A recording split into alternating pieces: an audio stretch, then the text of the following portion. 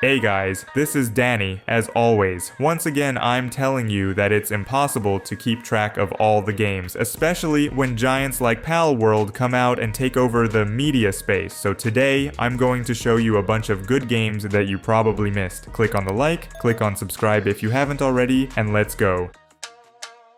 Do you miss adrenaline and dynamic gameplay? The perfect place to get it all? Good old Crossout. Tense battles, dozens of different vehicles, and hundreds of parts for their customization are waiting for you.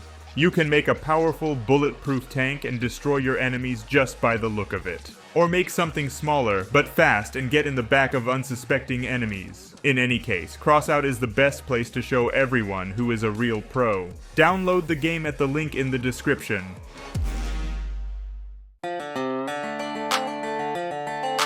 We should start with the cool strategy Age of Empires 2, especially because Definitive Edition was released, which not badly tightened the game. A timeless classic that gets better every year, like a good wine. Despite the fact that the original game was released in 1999, its gameplay and mechanics are still relevant today. Gameplay-wise, you will be playing a typical real-time strategy game. You can go through the campaign, you can play the single-player game with bots to practice, or on the contrary, go straight to play multiplayer and fight with other players. Either way, you can have fun without any problems.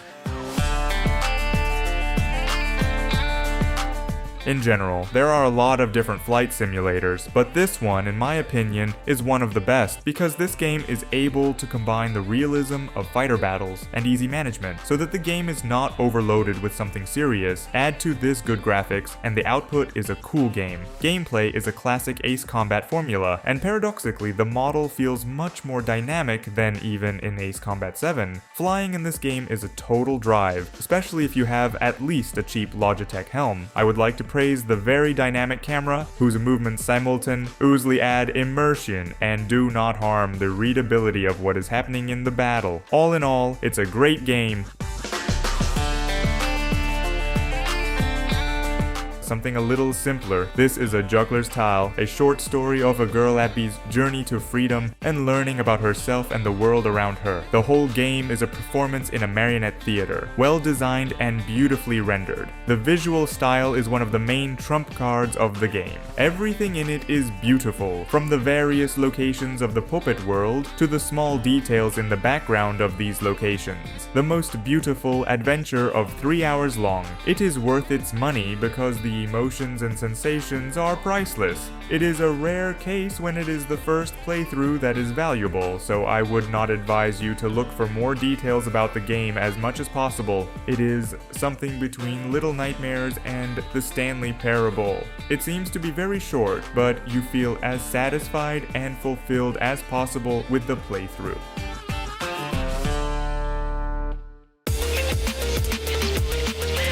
And this is a different platformer, a more combat-oriented one, let's say. Skul, the Hero Slayer. It's a mix between Hollow Knight and Dead Cells, where we play as a skeleton who organizes a mass genocide of people. The whole game is tied to the changing of the main character's skull. Only 2 slots for these skulls are available, and free switching between them is given, except for a small cooldown. And I really like this concept because when you change, the skull changes weapons, skills, and of course the appearance of the skeleton. And given that the combat system in the game feels cool, every change in the punch animation changes the game a lot. Well, plus add to this the fact that it's a roguelike, so there will be plenty of repeat playthroughs too.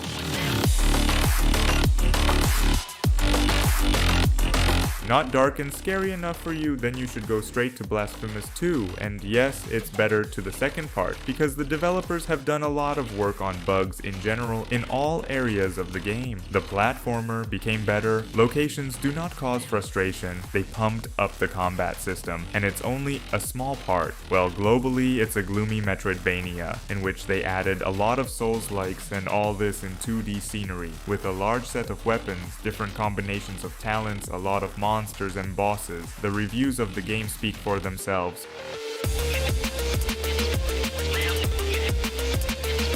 Prodeus. If 2D platformer is not for you and you would like something more dynamic, how about Prodeus? It's a shooter in the style of the good old Doom, in which they managed to combine 3D and old 2D aesthetic graphics in a very cool way. On the one hand, the game seems to be as old as possible, but the lighting, the way the blood spreads, and some other visual effects give away the fact that it was made not 20 plus years ago, it was made 2 years ago. You are waiting for wild dynamics, a lot of weapons, furious shooting, blood and guts flying in all directions. Improvements you can buy, for example, double jump or some new weapons. In short, a real shooter from the masters of the genre, without a single bug and with excellent optimization.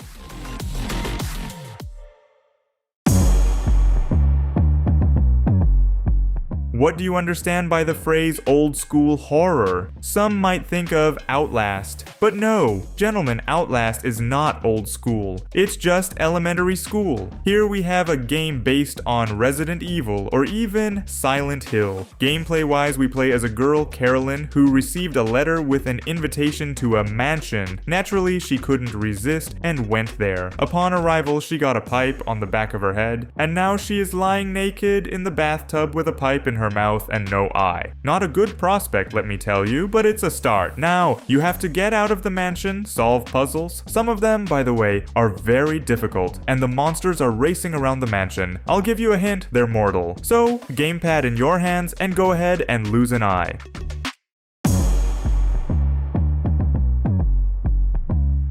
You like books? Well, it's fun to immerse yourself in a story written in a book. Here is the main character of the game. His name is Etienne, by the way, understood the phrase dive into the story as literally as possible, and now has the ability to jump into the world of books. So here, we can jump into different books to steal something useful for us, like Thor's hammer or Excalibur. The task is simple: steal things. By deception, persuasion, or brute force, the main thing is to get to the artifacts. Visual part is beautiful. The game itself is in isometry with turn-based combat system. It feels cool, and the main thing is a unique idea.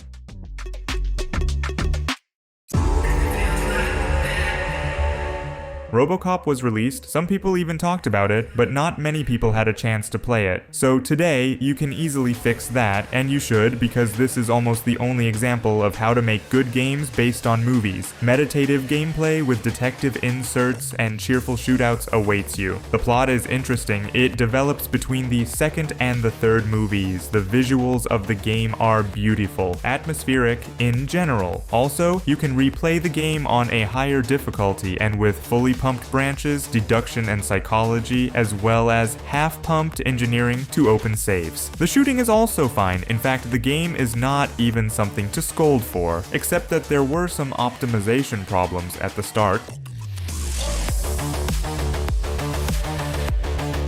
And this is a new and unique roguelike where everything is tied to 2 types of damage, and instead of cards, dice are played. That's why we collect them instead of cards. The game itself, in addition, replaces the RPG health system with a more flexible and interesting system of hearts and purity, uses a dual system of healing and damage, encouraging some risk, and adds to all this a colorful space and fantasy world in blue, white, red colors. Since dice aren't cards, the likelihood of getting your ass set on fire from random events and not being able to play a combination the way you wanted is an order of magnitude higher than most other games in the genre. On the other hand, the developers tried to do everything to make you feel helpless, and it was pleasant to play, and they succeeded. Do you like experiments? This is the place for you.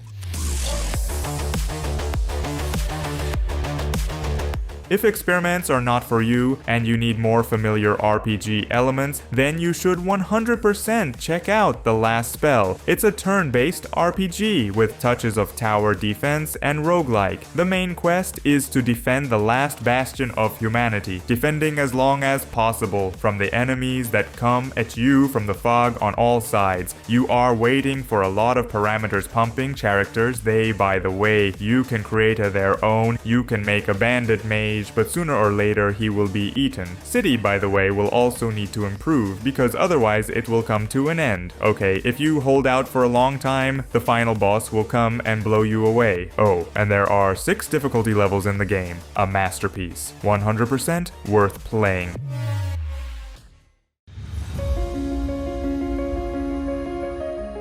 And what do you do if you don't want to make a war there, fight with whom, sweat and everything else? You just want to build buildings, send people on missions, and just relax. Kingdoms Reborn will fit just perfectly. Undoubtedly, it is one of the best city building simulators. Very well thought out game with a lot of mechanics, simple enough not to load your brain after work, but not so easy that quickly lost interest. Plus great graphics, great optimization, so not only that, you can build together with your friends in co-op. You can even several people to manage one state, to distribute the duties and build a unified nation. It's a cool game.